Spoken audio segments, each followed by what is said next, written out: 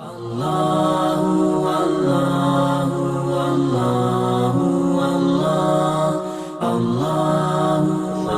warahmatullahi wabarakatuh. La Nabi sallallahu alaihi wasallam ala kiram wa mizan kiramil Fatihah. A'udzu billahi minasyaitonir rajim. Bismillahirrahmanirrahim. Alhamdulillahi rabbil alamin, arrahmanir rahim, maliki yaumiddin. Iyyaka na'budu wa iyyaka nasta'in. Ihdinas siratal mustaqim. صراط الذين أنعمت عليهم غير المغضوب عليهم ولا الضالين. بسم الله الرحمن الرحيم. الحمد لله رب العالمين. اللهم إنا بنواجه الله العظيم الذي ملأ أركان عرش الله العظيم وقامت بهوانم الله العظيم من تسني على مولانا محمد ذي القدر العظيم وعلى آل نبي الله العظيم قد عزمت ذات الله العظيم في كل لمحة ونفس عدد وفي علم الله العظيم. صلاة دائمة بدوام الله العظيم تعظيما لحقك يا مولانا يا محمد يا ذا الخلق العظيم. وسلم عليه وعلى آله مثل ذلك واجمع بيني وبينه كما جمعت بينه في بين ظاهرا وباطنا يا غزاته ومن وجه النزات من جاه في الدنيا قبل الآخرة يا عظيم. سبحانك لا علم لنا إلا ما علمتنا إنك أنت العليم الحكيم. رب اشرح لي صدري ويسر لي أمري واحلل عقدة من لساني يفقهوا قولي.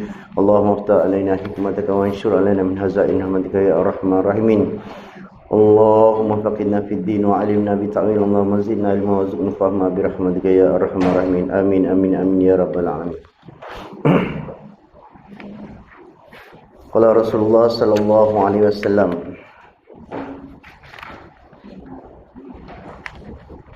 ومن سلك طريقا يلتمس فيه علما سهل الله له به طريقا إلى الجنة. Rasulullah sallallahu alaihi wasallam bersabda, siapa yang menempuh jalan yang pergi atau berpergian atau berjalan menuju untuk mencari ilmu Allah Subhanahu wa taala atau ke majlis ilmu, maka Allah Subhanahu wa taala akan memudahkan, akan membuka, akan menyenangkan baginya jalan menuju ke syurga Allah Subhanahu wa taala. Hadis sahih riwayat Muslim. Mudah-mudahan kita semua dikurniakan oleh Allah Subhanahu wa taala kemudahan untuk berjalan untuk menuju ke syurga Allah Subhanahu wa taala apabila kita memilih jalan-jalan untuk menuntut ilmu. Insya-Allah. Semua pasti di antara kita nak sampai ke syurga Allah. Walaupun itu bukan matlamat. Matlamat kita adalah mardatillah. Tapi itulah janji Allah Subhanahu wa taala. Cuma yang kita cari adalah redha Allah Subhanahu wa taala. Apabila ada redha Allah, pastinya segala nikmat akan diberikan kepada orang yang mencari redha Allah Subhanahu wa taala. Ya, bila kita mati dipanggil ya ayyuhan nafsul mutmainnah irji'i ila rabbiki radiyatan mardiyah fadkhuli fi ibadi wadkhulil jannah. Bila Allah Taala sampai peringkat redha, Allah Taala akan jemput kita datang. Dia okey, suara dengar. Allah Taala akan panggil kita datang dan memanggil kita dengan penuh nikmat dan memanggil kita masuk ke syurga Allah Subhanahu wa taala. Alhamdulillah, tidak rehat berapa bulan? 3 bulan. Dahsyat ikhlas. 2 bulan lebih lah, 2 bulan lebih kan. Kita akhir pada 16 bulan 3, betul eh? Tak kira, tak lama lagi cuti lagi, gaya haji juga. Ya, alhamdulillah, bersyukur kepada Allah SWT bagaimanapun Allah Ta'ala memberikan kita nikmat nafas, nikmat sihat, nikmat panca indera kita yang sempurna, nikmat mata kita, nikmat telinga kita, nikmat kekuatan yang ada pada diri kita diberikan oleh Allah SWT, dipinjamkan oleh Allah SWT hingga kan kita sampai kepada majlis ilmu ini, insya-Allah sampai kita di taman-taman syurga. Kan, inilah dia taman-taman syurga di atas dunia ni. Taman yang orang tak nak datang. Kan? Kalau konsert, beribu orang datang.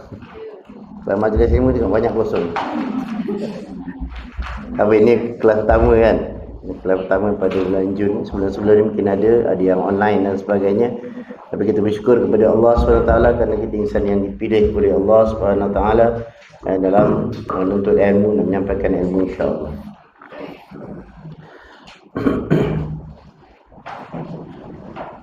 Okey, kita sampai ke surat 102 bab syukur. 102 bab syukur ni kitab Rumi. Kita jadi berapa?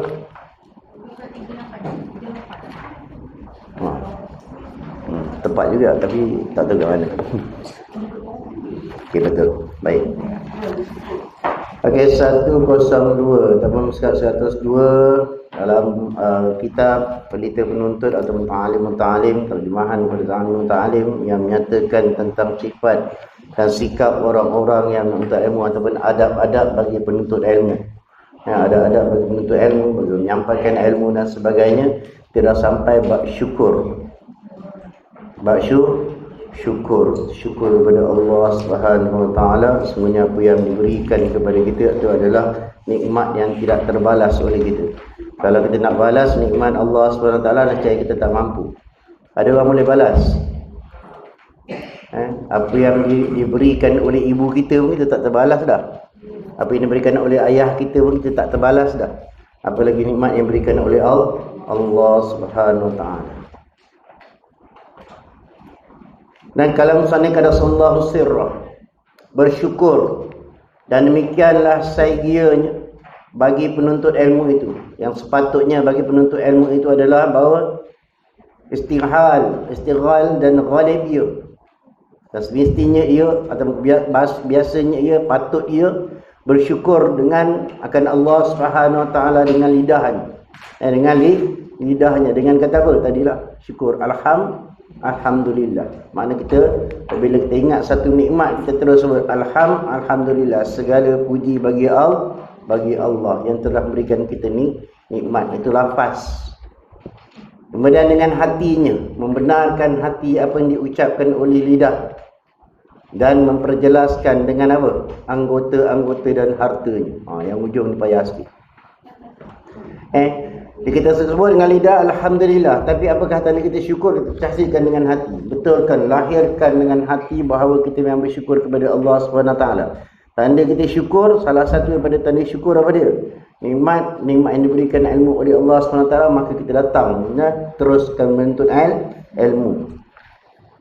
Atau kita ada nikmat yang lebih daripada segi harta, maka kita belanjakan kepada jalan Allah. Jadi yang kata lidah tadi dengan kata alhamdulillah tadi, kita tasdikkan dengan hati, kemudian kita terjemahkan dia dalam bentuk perbuatan, af'al. Dengan bentuk perbuatan, dengan af'al kita, dengan perbuatan kita, maka dengan apa? Dengan kita gunakan segala nikmat yang Allah Ta'ala berikan untuk jalan Allah. Begitu juga dan dengan hartanya, mana gunakan harta yang diberikan oleh Allah untuk Allah. Bukan gunakan harta untuk sendiri. Walaupun harta itu kita nampak, aku yang susah nak cari siang malam, kerja siang malam, kan, tak tidur, pening kepala, memikirkan masalah-masalah kerja dan sebagainya. Tapi semuanya adalah nikmat Allah Subhanahu Wa Taala. Pening kepala pun nikmat juga. Kalau Allah tak beri kepalanya ni, nak fikir kat mana? Kan, kalau kita ada nikmat, kadang-kadang orang ada kepala tapi tak boleh fikir. Yang jenis ahli syurga ada kepala tak boleh fikir tu tak apalah. Dia senyum sentiasa. Itu lain. Kan, maknanya ada kadang-kadang tak boleh memikir. Dan tahap pemikiran manusia juga tidak sama. Maknanya kita terjemahkan syukur tadi, apabila kita banyak bersyukur, maka dia akan tambahkan nikmatnya. La zidan lakum, apabila kita banyak bersyukur kepada Allah Subhanahu Wa Taala. Dan anggota kita terjemahkan dengan anggota-anggota dan hartanya. Dan i'tiqad ia seorang ni bahawanya fahamnya dan ilmunya tadi dan taufiknya tadi daripada Allah Subhanahu Wa Taala. Ada i'tiqad dan berpegang ia seorang siapa? Ini kita cerita tentang penuntut ilmu, mutallaq. Orang yang menuntut ilmu, bahawasanya fahamnya dan ilmunya tadi, fahaman tentang ilmu tadi dan ilmunya itu dan taufiknya itu datang daripada Allah Subhanahu Wa Taala. Taufik apa taufik? Kita biasa sebut dua perkara kan, taufik dan hidayah. Ada taufik dekat sini? Itu nama dia taufik. Hidayah ada hidayah. Saya tak datang ni. Dua-dua nama ada nama lelaki, ada nama perempuan. Kalau lelaki nama hidayah tu maksud dia apa? Dia gunakan perkataan apa? Hadi. Hadi tu hidayah. Kalau perempuan dia gunakan ta marbuta, alamatul muannas dengan ta marbuta, jadilah hidayah. Hidayah tu apa dia hidayah? Dan apa pula taufik? Dan sini dia kata diberi taufik. Fahamkan dan ilmunya dan taufiknya daripada Allah Subhanahu Wa Taala. Kita nak i'tikad ni. Sebab musannif ni kata kena i'tikad, dan bahawa i'tikad dia seorang penuntut ilmu, bahawanya faham tentang ilmu tu, dan ilmunya penuntut yang didapati, dan taufiknya daripada Allah Subhanahu Wa Taala. Taufik ni macam mana taufik? Okey, kita ada hidayah. Ada orang diberi hidayah tentang Islam, tentang nak pergi menuntut ilmu. Tapi dia pergi carilah ilmu. Cari ilmu salah tempat. Salah tempat. Tapi dia rasa tu ilmu dia betul. Sebab apa? Dia jumpa dia, ustaz juga dia kata. Ramai orang pakai nama ustaz sekarang kan. Ustaz juga dia kata. Tapi ustaz tu dia kata hebat dia kata. Kan? Dia boleh terbang. Dia boleh terbang. Betul tak ilmu tu? Macam mana dia boleh kata tak betul pula? Kan? Lepas tu dia kata dia jumpa ustaz tu boleh pandang benda yang masa hadapan. Ustaz tu boleh pandang benda yang sebelum ni, yang telah berlaku dan yang akan berlaku. Hebat tu. Kan? Pakai kopiah juga dia. Kadang-kadang serban besar lagi daripada kita. Kan? Diubah melirik sampai tanah. Macam mana tu? Betul ke betul? Macam mana nak nilai betul tak betul? Itu yang kita perlukan apa? Taufik. Yang kita perlukan taufik. Tapi siapa yang beri? Kedua-duanya diberi oleh Allah Subhanahu Wa Taala. Sebab tu bila kita berdoa, ya Allah berikan aku taufik dan hidayah. Makna berikan kita tempat, tunjukkan kita tempat yang benar, dan hidayah jangan cabut daripada diri kita. Itu yang mana ada hidayah lah. Dari hidayah dia tahu berdoa. Dan kita juga berdoa kepada orang belum dia sampaikan hidayah tu, berikan kedua-duanya taufik dan hidayah. Umpama macam mana? Kita dah tahu dah kita nak pergi KL. Kan? Kita dah tahu dah kita nak pergi KL. Cuma nak pergi KL tu macam mana? Nak pergi KL tu macam mana? Nak naik bas?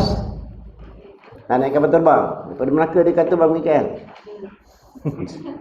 Kan? Nak naik apa? Kereta api. Kereta api pun dah nak sampai Seremban dah. Baru dapat kereta api kan. Lambat. Lagi nak pergi mana? Pergi Tampin dulu. Jauh dah. Baik terus naik kereta pergi KL. Kan jauh sangat lagi. Kan contohnya lah. Maknanya taufik tu adalah mudah menunjukkan kita jalan untuk sampai kita ke Kuala Lumpur. Begitu tak? Kita nak cari apa? Jalan-jalan ke syurga Allah Subhanahu Wa Taala. Kita nampak dah. Matlamat kita mardatillah. Dan apa yang kita akan dapat? Syurga Allah. Yang janji Allah. Kan? Habis bila kata kita dah dapat, dah jalan, dah nampak dah tempat tuju kita, macam mana kita nak jalan? Itu yang kita nak perlukan taufik. Dan semua taufik itu daripada Allah Subhanahu Wa Taala. Kita i'tikad benda itu daripada Allah Taala. Kita bukan boleh tunjuk-tunjuk, takut-takut kita salah taufik. Tempat lain yang kita jalan. Konon-konon nak masuk syurga, rupanya dia lubang neraka. Na'udzubillah min zalik. Dan menuntuti ia akan petunjuk daripada Allah Subhanahu Wa Taala dengan berdoa daripadanya dan merendah diri kepada Allah Subhanahu Wa Taala, kerana bahawasanya Allah Subhanahu Wa Taala itu memberi petunjuk akan mereka yang menuntuti petunjuk daripadanya. Jangan lupa untuk berdoa. Kan? Jangan tunggu doa lepas sembahyang. Doa lepas sembahyang tu doa yang lazim kita baca. Itu biasa sama ada kita baca berjemaah atau membaca sendiri. Tapi kalau baca sendiri, itulah yang terbaik. Sama ada lepas solat ke ataupun bila-bila kita nak baca doa atau teruskan berdoa. Lepas solat sunat tu lebih baik kita berdoa. Jangan lupakan doa kepada Allah SWT. Sebab apa? Minta. Sebab apa minta? Sebab kita ni dhaif. Kita ni lemah. Jangan lupa berdoa kepada Allah Subhanahu Wa Taala. Sebab tu apa-apa kita nak mulakan majlis pun kita mulakan dengan doa. Kita mulakan tutup majlis pun dengan doa. Dan kita nak buat apa pun kita selangi dengan doa. Dan doa tak semestinya doa tu kita tadah tangan. Kan, doa tu tak semestinya kita tadah tangan. Berkata kalam kita itulah doa. Kan, mudah-mudahan sambil-sambil macam ni kita tengok, ya Allah, kita dah tahu jalan taufik tu apa. Minta Allah Ta'ala kekalkan kita berada dalam jalan yang benar. Taufik yang benar. Supaya apa? Supaya kita tidak tergelincir daripada jalan-jalan orang yang benar. Dan tunjukkanlah kita jalan benar. Kadang-kadang dalam kebenaran tu ada dugaan-dugaan ni. Ada akabah-akabah yang harus kita lalui. Maknanya kena minta dengan Allah Ta'ala. Sentiasa kita minta dibimbing oleh Allah Subhanahu Wa Ta'ala. Jangan minta dengan yang lain. Kan? Jangan minta yang lain. Kadang-kadang kita tak perasan kita buat benda yang syirik. Kan? Kita minta dengan Allah Subhanahu Wa Ta'ala. Sebab tu kita mulakan doa kita dengan apa? Rabbana. Mulakan dengan Allahumma. Itu di antara ayat mana kita terus kepada Allah Subhanahu Wa Ta'ala. Sebab tu kita apa? Kita selang sedikan dengan asma'ullah, dengan ataupun asma'ul husna. Sebut nama-nama dia yang baik. Kalau minta hidayah tu al-hadi. Kan? Minta Tuhan yang bersifat dengan sifat hadi, yang sifat petunjuk. Memberikan kita tunjuk jalan yang kebenaran. Sebab kita kan sentiasa mesti dibimbing oleh Allah Subhanahu Wa Ta'ala. Allah Ta'ala beri dah petunjuk dia, tapi kadang-kadang kita tak faham. Kan, apa petunjuk yang Allah Ta'ala beri? Al-Quran. Kan, baca Quran 20 tahun dah. Kan, tapi boleh faham Al-Quran? Tak faham, Ustaz. Baca pun gigil lagi, Ustaz. Baca pun tak lancar lagi. Kita jangan hanya leka membaca Al-Quran, tapi kita kena faham Al-Quran. Kena faham Al-Quran. Kena tadabbur Al-Quran. Kena tahu isi Al-Quran. Kalau yang detail-detail tak faham, tapi sekurang-kurangnya yang dasarnya kita faham. Sebab itulah pegangan kita. Sebab kita sekarang ni banyak berbalah, kita banyak tak tahu jalan kita sendiri. Kadang-kadang kita mudah terpesong daripada jalan kita. Sebab apa? Sebab kita tak faham Al-Quran. Sedangkan Allah Ta'ala dah bagi kita dua perkara. Nabi kata, aku tinggalkan kau dua perkara, iaitu Al-Quran dan sunnah Nabi sallallahu alaihi wasallam. Mana yang senang, mana yang susah? Quran dengan hadis, mana yang senang, mana yang susah? Quran susah juga. Mana yang senang? Hadis senang. Quran tidak berubah daripada 1400 tahun yang lalu. Itulah dia Quran. Dia berubah dari segi bentuk. Dia tidak ditulis atas mushaf pada zaman Nabi sallallahu alaihi wasallam. Tapi ada tulisan tak? Ada. Yang kata zaman Nabi tak ada mushaf, ada yang ditulis. Tapi berbentuk pecah. Maknanya sebahagian kat sini, sebahagian kat sini, sebahagian kat sahabat sini. Apa tu? Selingan, iklan, SK. Sebahagian dekat tempat lain, sebahagian dekat tempat lain. Ada juga sahabat yang membukukan sendiri, maknanya yang banyak dalam penulisan, tapi tidak dibuat khas macam gitu.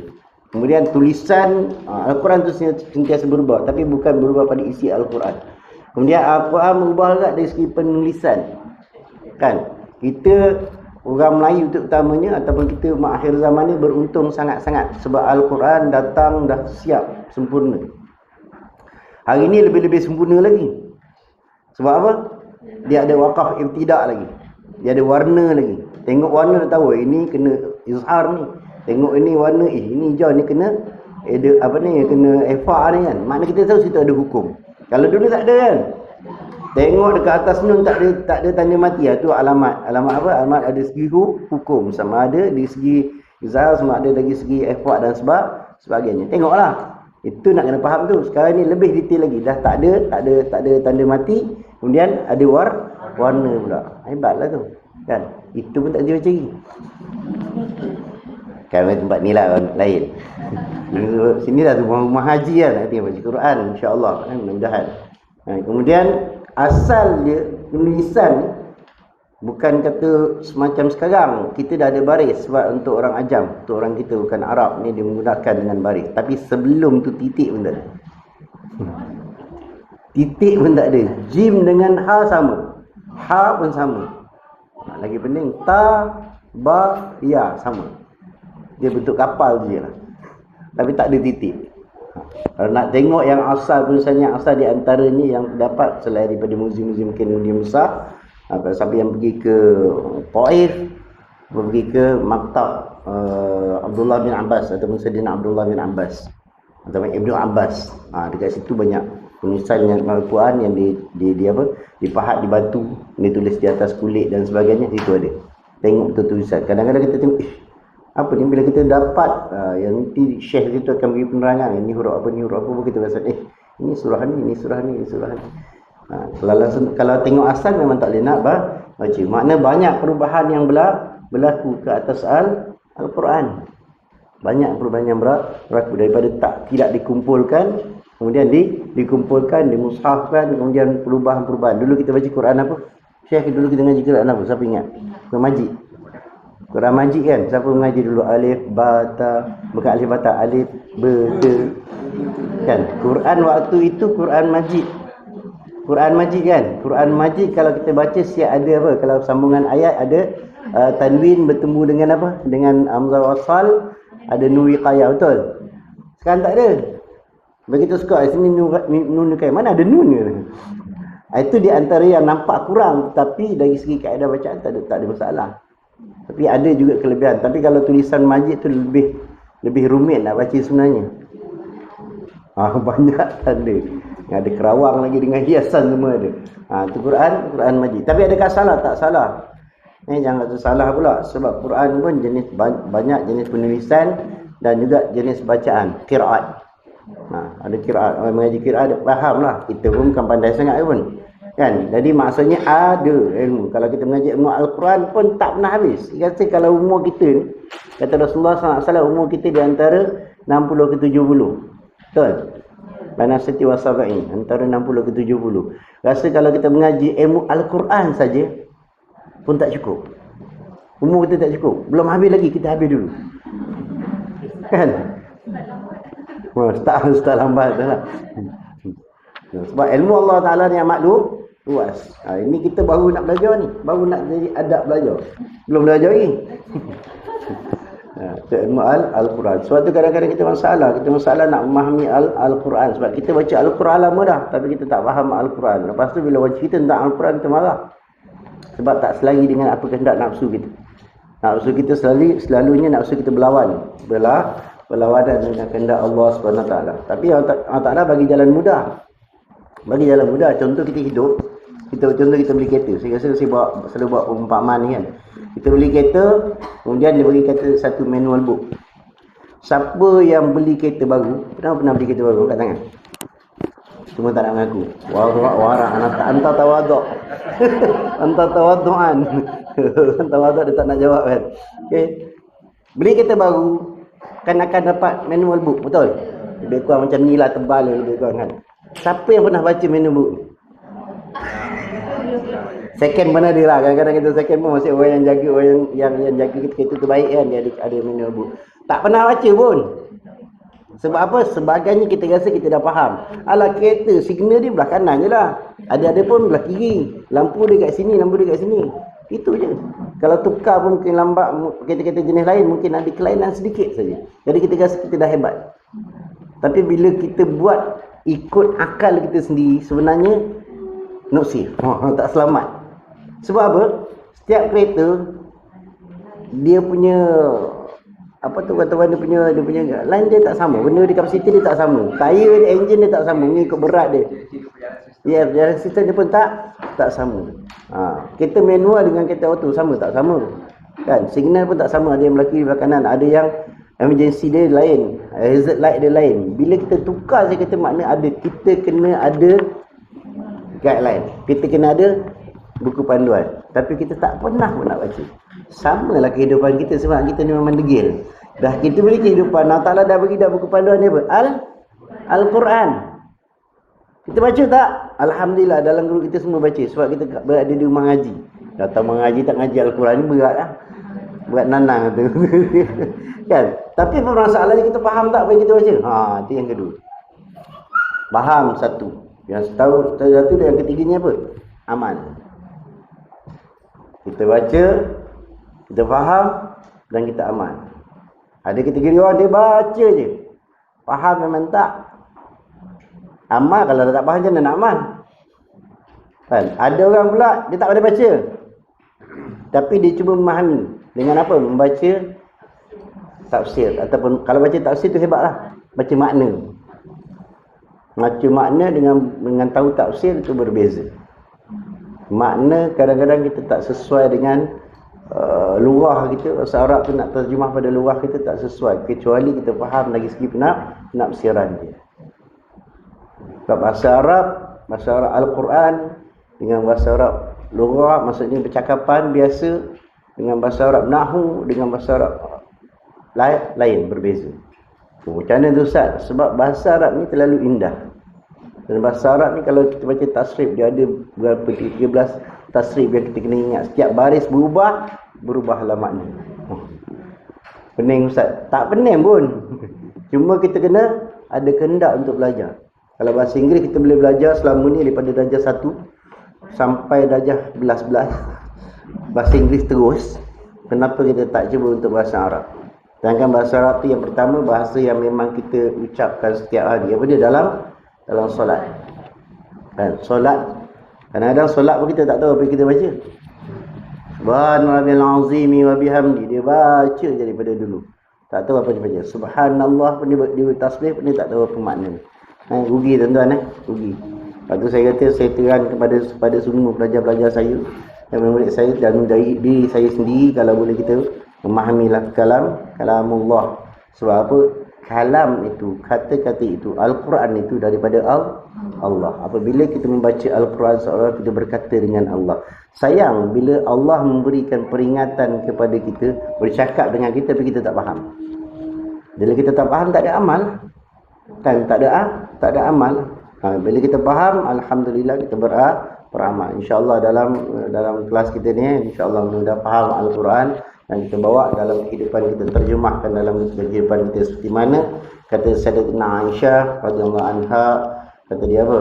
Kata nak lihat Al-Quran, lihatlah Rasulullah sallallahu alaihi wasallam. Sebab apa yang Rasulullah buat adalah terjemahan daripada Al-Quran. Maksudnya apa? Rasulullah buat perkara yang disuruh, tinggalkan perkara yang dilarang. Ingat tadi kita kata kita tanda syukur kita di antaranya apa? Syukur kita zahirkan dengan anggota. Maknanya kita tak buat perkara yang diharamkan oleh Allah Subhanahu Wa Taala dan kita lakukan perkara yang disuruh. Amal ma'ruf nahi munkar. Kita kena jalan dua terus serentak.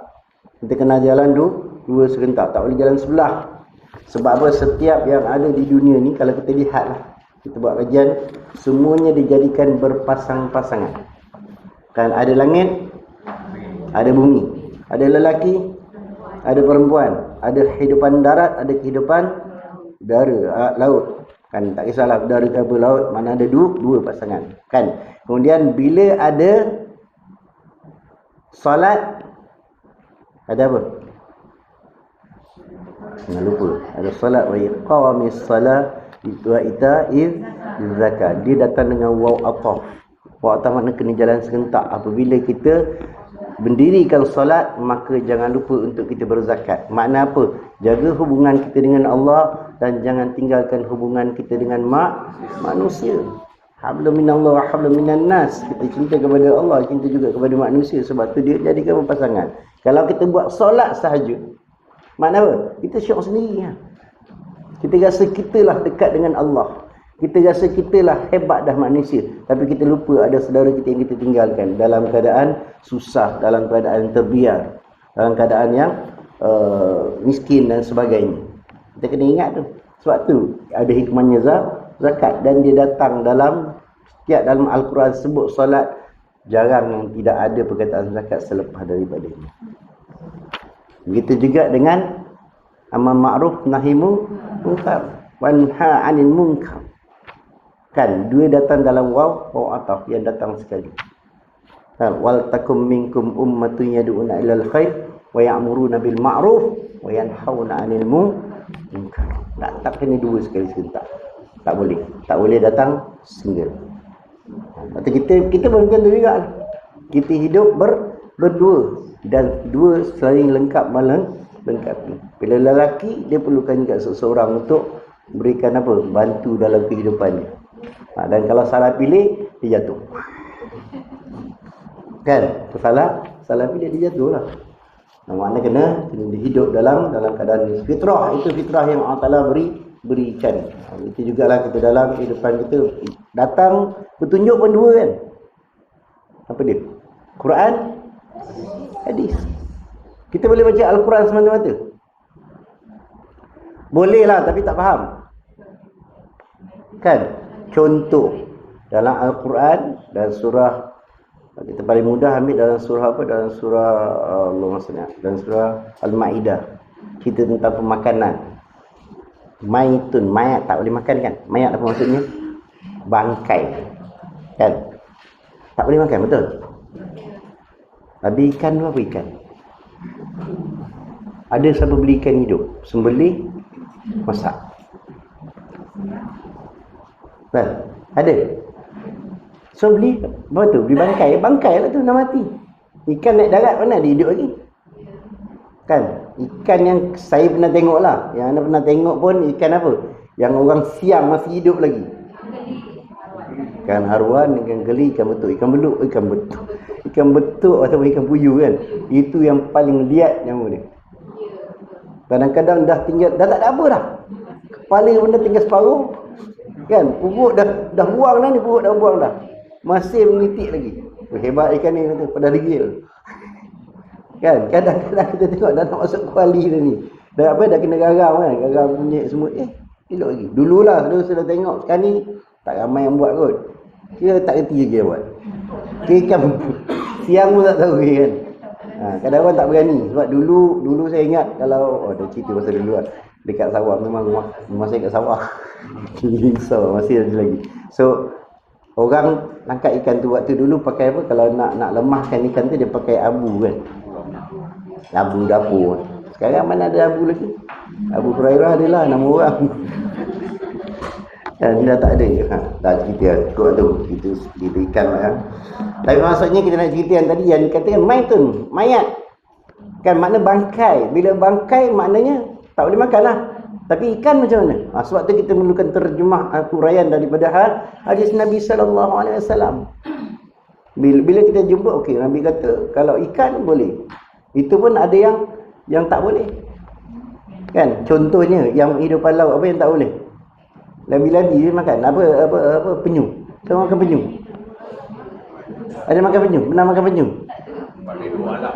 Balik dua alam. Telur dia makan. Telur dia gebur tak masak gebur. Kan?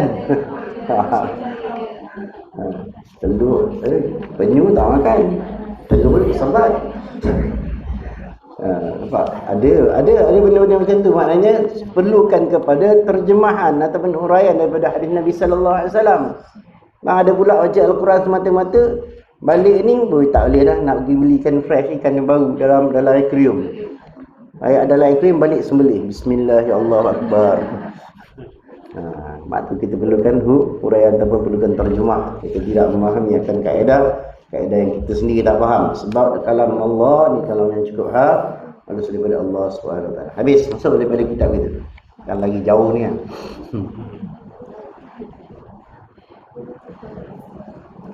Mana tadi?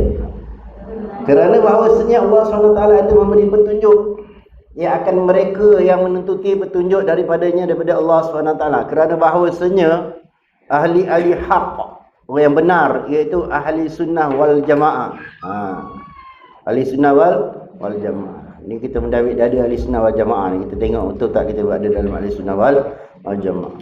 Dan menuntuti mereka yang ahli sunnah ni, ia akan kebenarannya daripada Allah SWT yang al-haq, yang benar, yang al-hadi, yang memberikan petunjuk, al-mubin, yang memberikan sinar ataupun jalan, ataupun al-hasim. Al-hasim yakni yang memberikan petunjuk. Ya Allah akan mereka itu dan memelihara mereka itu daripada sesat. Kita minta kepada Allah SWT yang bersifat al-haq, bersifat al-hadi, bersifat al-mubin, al-hasim, supaya kita terlindung daripada kesesatan. Kan Nabi dah kata kan? Nabi dia kata apa?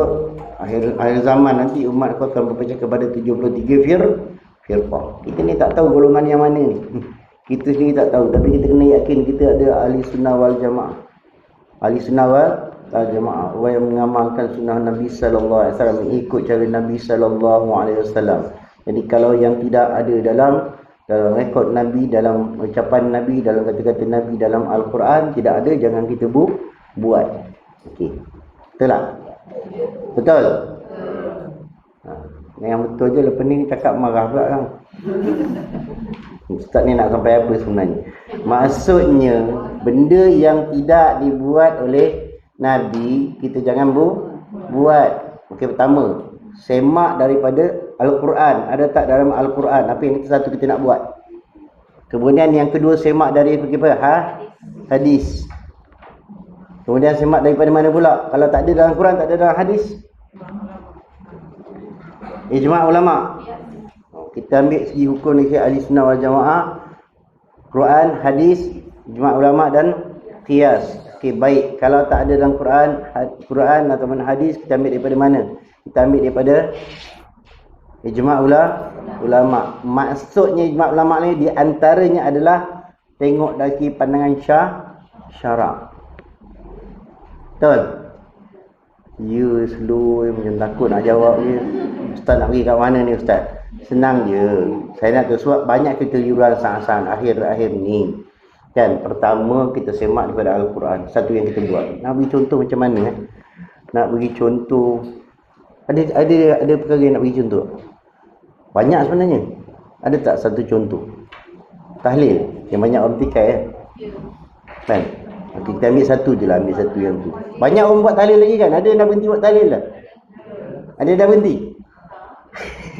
Makin banyak buat ada lagi kan?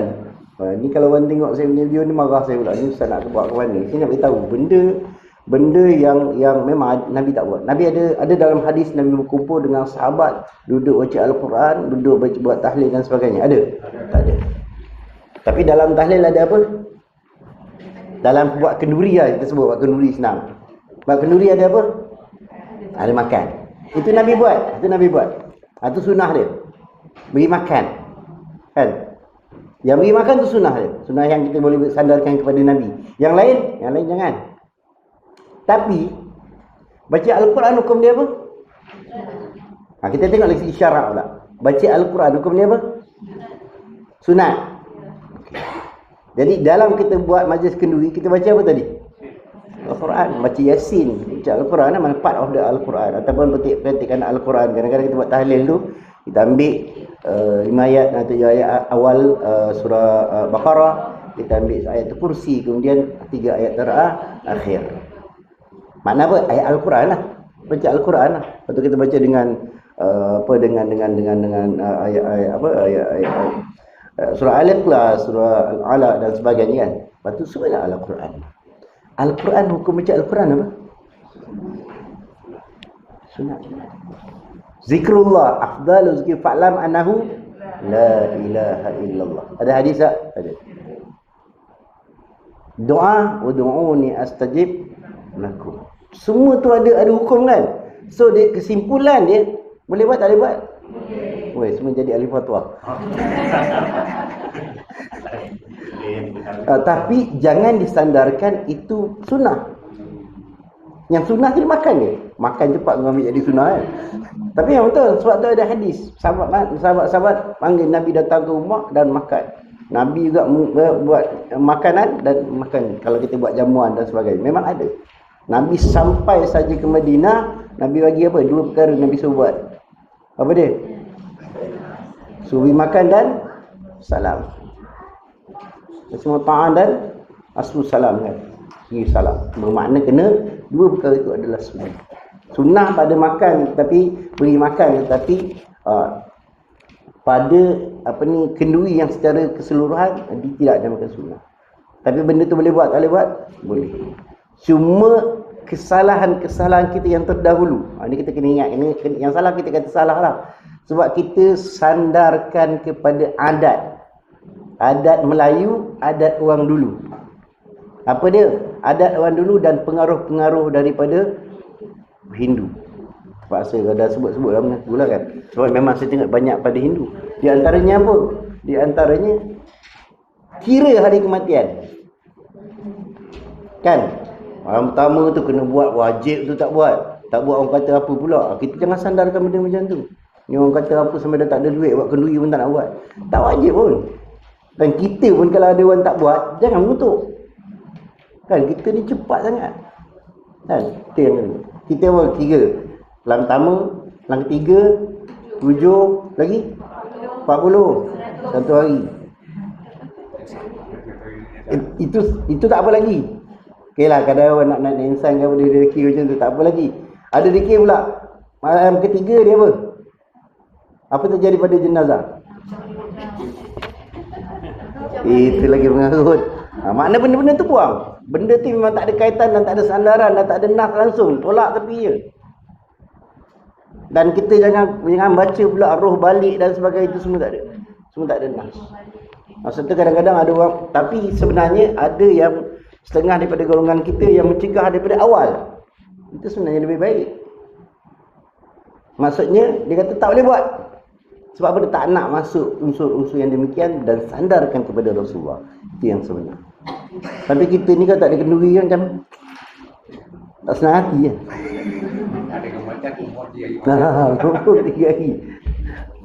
Kita tak kisahlah kalau nak buat ke apa buat, tak ada masalah. Maksudnya tadi kita ukur dari segi Al-Quran mungkin tidak ada, tapi kita baca Al-Quran kan, sunat membaca Al-Quran, sunat berzikir, kemudian sunat juga memberikan makan. Sunat dan sunnah memberi makan, dua perkara kita ada kat situ.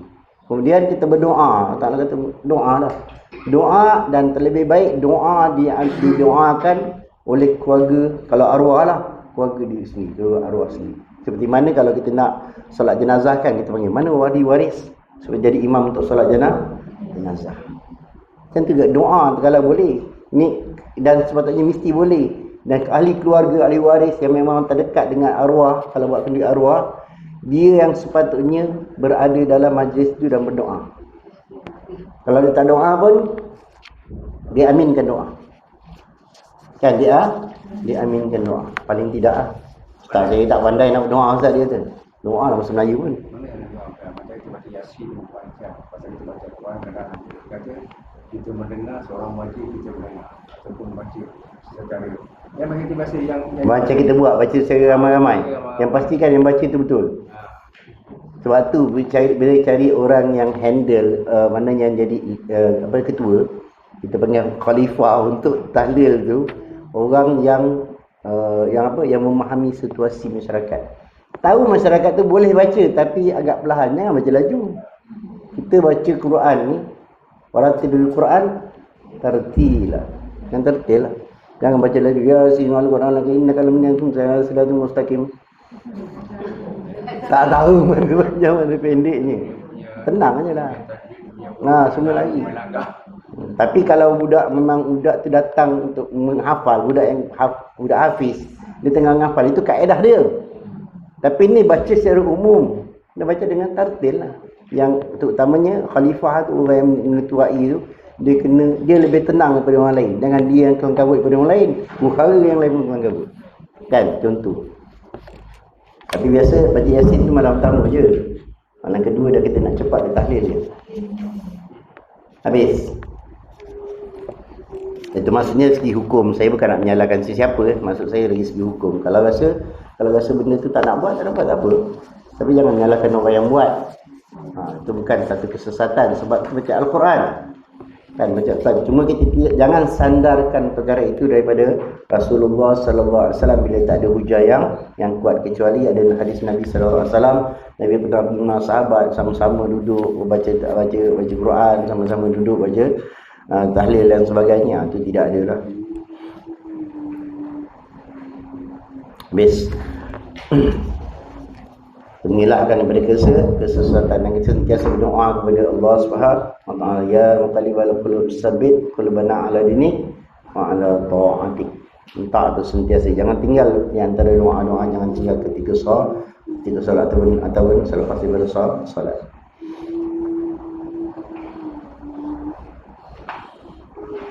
Dan ahli dhalalah, ad-dhalalah, iaitu mereka-mereka yang sesat.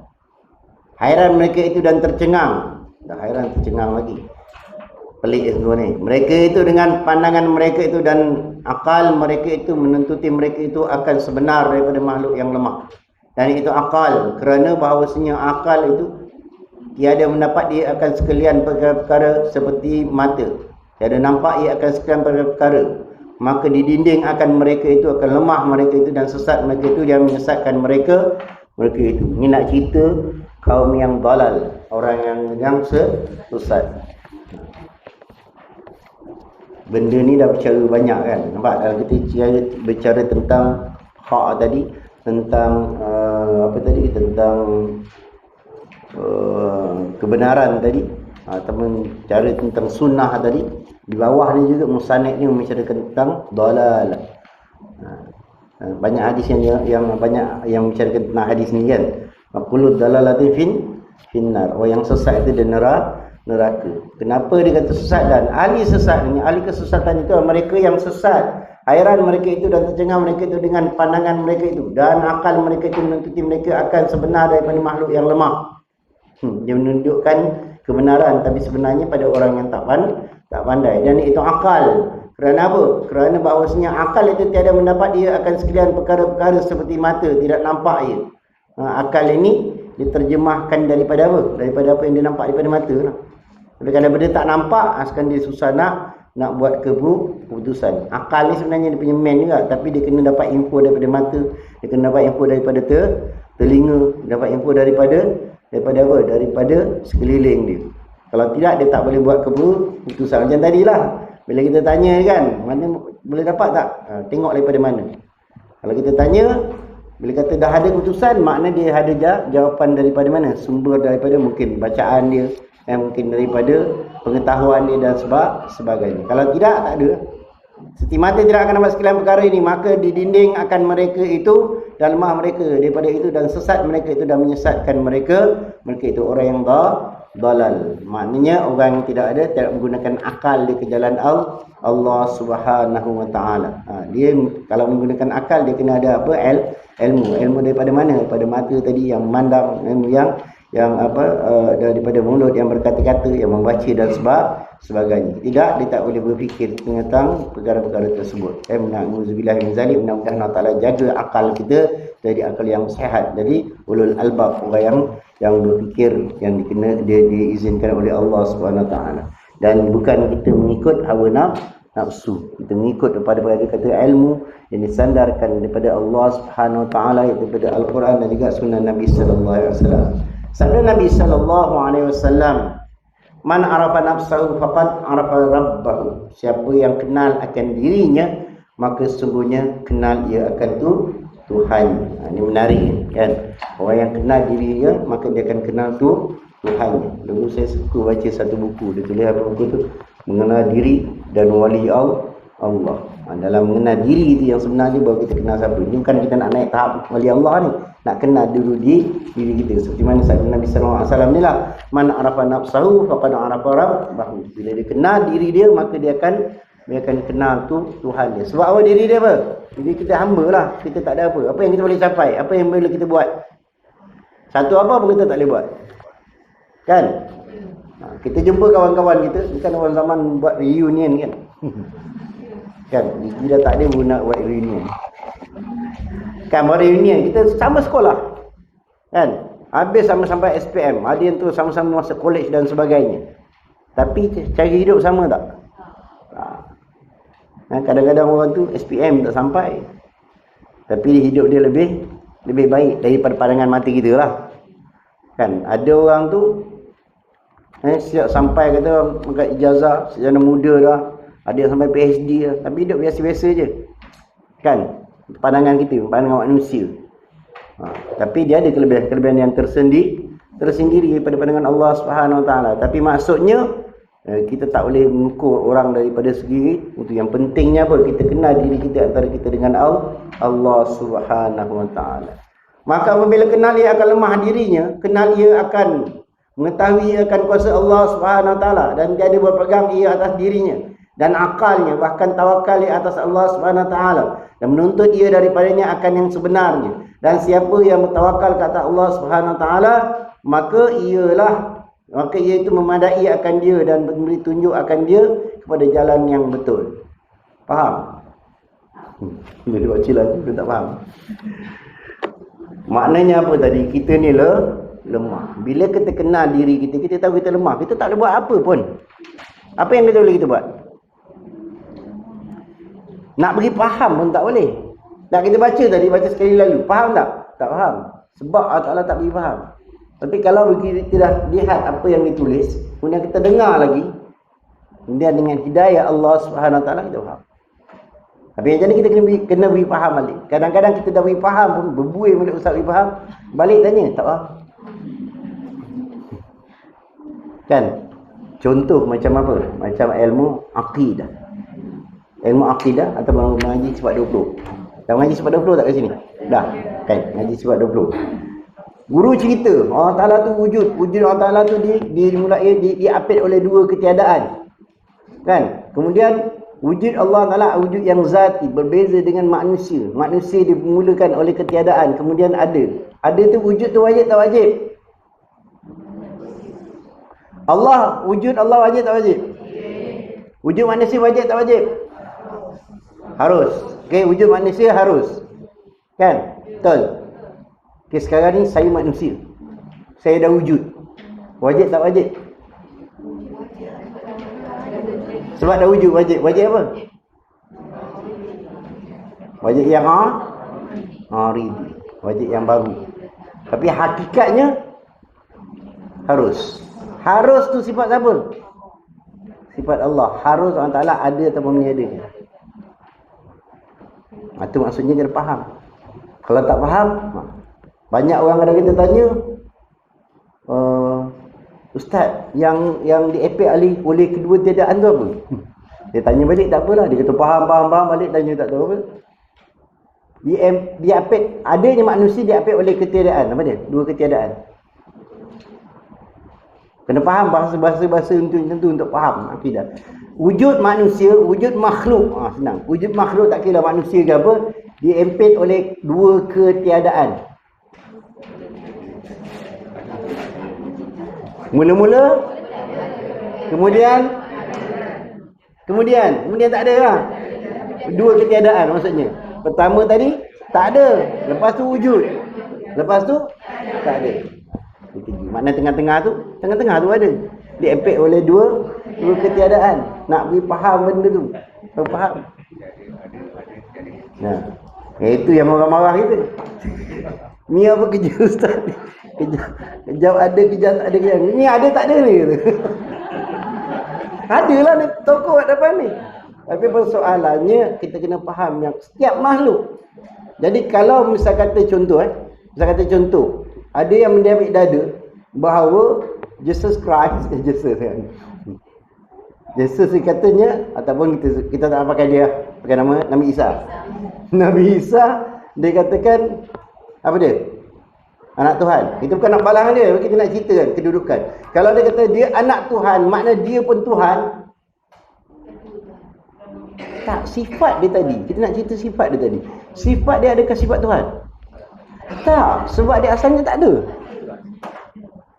Asalnya tak ada. Asal tak ada, makna sifat apa? Makhluk. Kan kita cerita tadi kan, makhluk dia ada dua ketiadaan. Kemudian dia apa? Dia tak ada. Dia kata dia dah disalib ke apa, dia makna dia dah mati. Ada kata kubur dia ada kat mana, tak kisah tengok ada satu YouTube dia kata kubur dia kat sini. Makna akhirnya apa? Dengan ketiadaan. Itu sifat makhluk, bukan sifat Tuhan. Mak, dekat situ je kita pegang. Sebab tu nak ulas dekat isu ni. Sakit hati dia 3 hari ni. Kalimah Allah kan. Siapa ada jawapan untuk kalimah Allah? Boleh tak agama lain pakai? Kenapa tak boleh? 5 minit Islam ni. Betul. Sebab Allah Ta'ala tu satu. Satu Allah tu, Esa Allah tu lah. Itu Tuhan semua makhluk. Tuhan dia juga.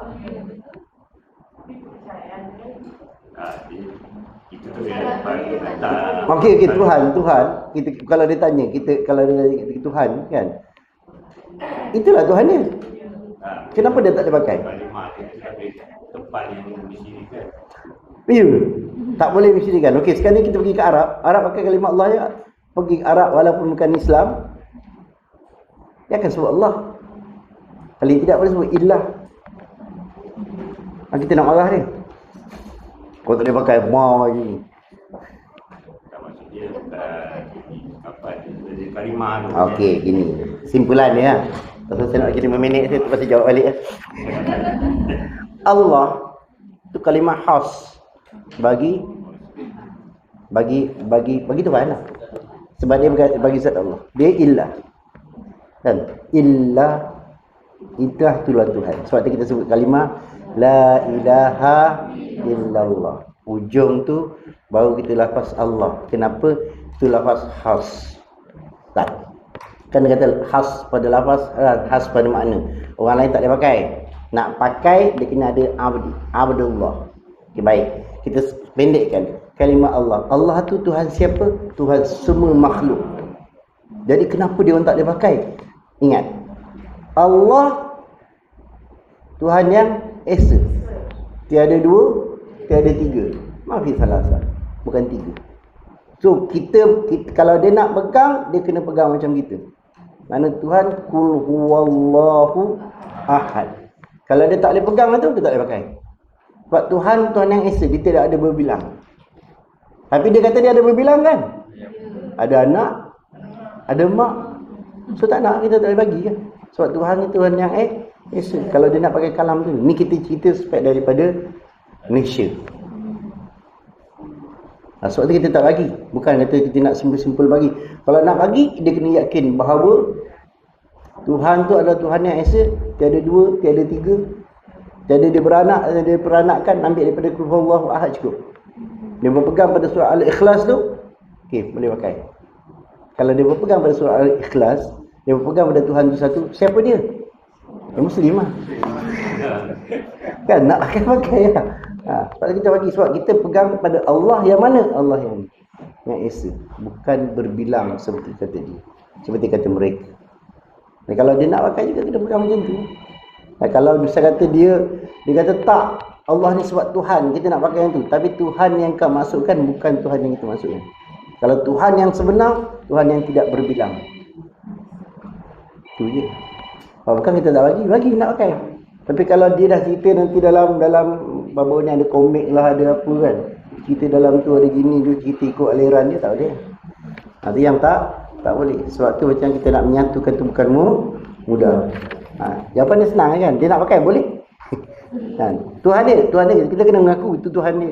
Allah tu tetap Tuhan dia. Kita tak boleh nafikan. Cuma dia ada kesesatan. Sebab tu kita baca dalam surah Al-Fatihah, ihdinas siratal mustaqim, siratal ladzina an'amta 'alaihim, ghairil maghdubi 'alaihim waladdallin. Pada Allah Taala tolak orang yang Allah Taala murkai, antara yang tolak orang yang sesat. Kita nak duduk dalam golongan yang mana yang pertama? Siratal ladzina an'amta 'alaihim. Pada jalan yang mana? Orang yang bertakwa beri nikmat. Minan nabiyyin wasiddiqin wasyuhada wassalihin. Kita boleh jadi dua ni. Nabi jangan harap dah habis. Lah nabi abad dah, tak ada nabi lagi. Kedua golongan siddiqin, kita bukan pembenar lagi dah. Benar kalah tetapi bukan yang golongan yang dimaksudkan. Kita hanya boleh jadi dua. Syuhada wassalihin. Syuhada berani pergi perang. Andai kata Imam Mahdi hari ini declare dan dia suruh datang sama-sama perang untuk menegakkan kalimah Allah. Ada yang berani lepaskan suami-suami mereka pergi perang? Tanya perempuan dulu. Kan? Perempuan dia, alhamdulillah, masya-Allah, Sri Kandi. Bersedialah, kita tak tahu bila. Kan? Saya bukan nak ajak pergi perang, maksudnya nak jadi golongan yang kedua ni, yang ketiga di bawah. Maknanya syuhada. Ini yang kita boleh jadi. Bagaimana? Dengan berbagai cara lah. Jangan kena komplain sikit. Macam kita masuk dekat dalam Facebook ke dalam YouTube, kadang-kadang orang bagi mesej kau dia komplain. Sabarlah. Kalau kita berada dalam kebenaran, kita benarkan, kita ceritakan yang sebenar. Nak terima tak terima tu hak mereka. Kan? Selagi benda itu tidak menyalahi syarak, kita tahu kita ada ukuran. Bagi kita ada ilmu, kita ukur dengan ilmu itu. Maknanya kalau kita tak salah, kita tahankan. Kan? Yang itu golongan yang syuhada. Maknanya kita berjuang lah. Dan jangan lemah dengan kritikan. Yang pertama, yang golongan yang paling bawah, bukan paling bawah, itu golongan hebat dah tu. Apa dia? Golongan soleh. Golongan yang soleh bukan sahaja dia beramal sendiri dia jadi soleh, dia jalan dua perkara tadi. Kan amal makruf dan nahi munkar. Dia tak boleh jalan satu. Dia kena jalan dua-dua. Jangan kita kata kita duduk atas sejadah, pergi iktikaf kat masjid, qiyamul lail, itu kita selamat dah? Belum. Tak, kita kena jalan serentak, amal makruf nahi munkar. Buat amal sebanyak yang mungkin dan dalam masa yang sama kena berdakwah. Berbagai cara lah. Kan, kalau kita tak boleh nak bercakap macam ni, ini pun sebab orang letak bagi tempat. Kalau tidak pun takut juga nak cakap. Tapi jawablah lepas ni kalau ada komen-komen kan. Tapi permasalahannya apabila kita gunakan apa juga cara kaedah kita nak berdakwah. Sekarang media sosial ada, nak WhatsApp tu, WhatsApp je lah. Kan? Tapi tolonglah kena ada ilmu untuk berdakwah, kena ada uslub untuk berdakwah. Jangan mendakwah maki orang. Kadang-kadang bahasa-bahasa dalam tu apa kita rasa? Tak kisahlah kita kena ke orang lain kena ke, sama. Kadang-kadang adab tidak ada, terutama dalam apabila kita bicara tentang ilmu. Jadi apabila kita berada dalam perjuangan, kita kena ada apa? Ini yang bawah ni dia kata, maka apabila kita kenal akan lemah diri kita, maka kita bertawakal kepada Allah Subhanahu wa taala, serahkan diri kita kepada Allah Subhanahu wa taala supaya kita apa? Kita dapat Allah Taala berikan kita petunjuk dan jalan yang benar. Jalan yang benar. Mudah-mudahan kita dirahmati Allah Subhanahu wa taala. Kenal diri. Bagaimana kenal diri? Mana kita dia adalah macam tadi dah, salah satu daripadanya jalan kita mengaji kita usuluddin. Bila kita kenal Allah, kita kenal diri kita, maka kita dekatkan diri kita kepada Allah Subhanahu wa taala sebab kita adalah hamba. Kita bukan Tuhan, kita bukan tuan. Kita tak sebut Tuhan, kita sebut tuan, mana dah tinggi dah tu. Kita adalah hamba. Hari ini 1 hari bulan Jun. 1 hari bulan Jun. Alhamdulillah subhanahu wa ta'ala. Mudah-mudahan dirahmati Allah subhanahu wa ta'ala. Kita berhenti kat situ dengan tajuk pengorbanan harta demi ilmu. Ini tak sedap ni. Sedap dia mencari harta. Wallahu'alam. Ada apa-apa pertanyaan? Kalau tak ada, tak ada. Kita bukan mu'alim nak jawab soalan yang banyak. Mudah-mudahan sebab kita mengaji kitab adab ni, kita banyak merujuk kepada hal-hal semasa dan juga kita sebagai penuntut ilmu lebih beradab. Kita jangan sampai jadi apa orang Melayu kata, jangan jadi biadab. Alhamdulillah Allah Subhanahu wa taala. Insyaallah kita juga dengan doa tasbih para. Bismillahirrahmanirrahim. Alhamdulillahirabbil alamin wassalatu wassalamu ala asyrafil anbiya'i wal mursalin wa ala alihi washabihi ajma'in. Allahumma inna nas'aluka ridhaka wa jannah wa na'udzubika min sakhatika wan nar. Allahumma innaka 'afuwwun karimun tuhibbul 'afwa fa'fu 'anna wa 'an walidina wa jami'il muslimin wa bi rahmatika ya arhamar rahimin. Ya muqallibal qulub tsabbit qulubana 'ala dini wa 'ala ta'atik. Allahumma iftah lana abwaab khair wa abwaab salamah wa abwaab sihhah wa abwaab ni'mah wa abwaab barakah wa abwaab quwwah wa abwaab mawaddah wa abwabil rahmah wa abwabil rizqi wa abwabil ilmi wa abwabil maghfirah wa abwabil jannah bi rahmatika ya arhamar rahimin. Rabbana taqabbal minna du'ana innaka antas sami'ul 'alim wa tub 'alaina maulana innaka antat tawwabur rahim. Sallallahu ala sayyidina wa maulana Muhammadin wa ala alihi wa sahbihi wa baraka wa sallam. Alhamdulillahi rabbil alamin. Subhanakallah wa bihamdika asyhadu an la ilaha illa anta astaghfiruka wa atubu ilaik. Bismillahirrahmanirrahim. Innal insana lafi khusr illa alladhina amanu wa 'amilus solihati wa tawassaw bil haqqi wa tawassaw bis sabr. Assalamualaikum warahmatullahi wabarakatuh.